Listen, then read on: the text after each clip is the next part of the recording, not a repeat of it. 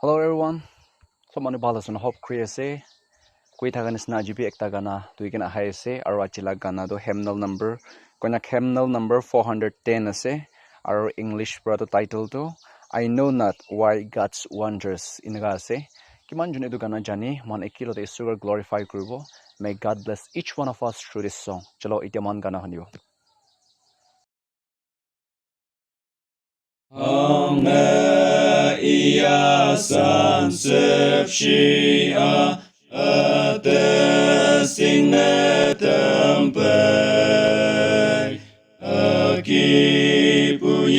sing man pu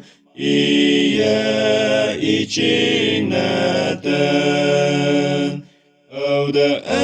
thing like put away sing Ipai the woilak ia opalak the wejan yang pulan angne isi seu mengolake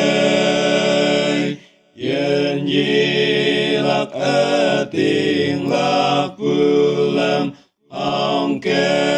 ia panang Ingau te ting lak pue mong ba ching mai dem oh the ting lak pu the wesing ipai the woi lak ia opalak the wejan yang bulan angne Isi seu mengolake Yashan ketui ling sing anulane chai dem Ngau kaya chi sungaya dem ite ating lak dem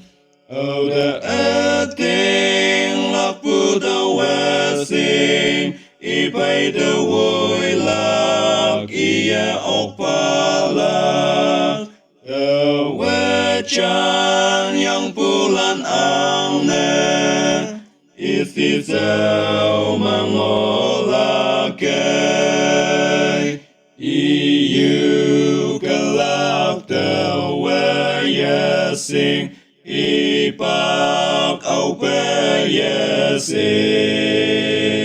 Iman pai pelilak heya Wang po me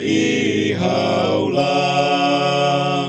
Oh the eting lak pu the wesing Ipai the woi lak ia opalak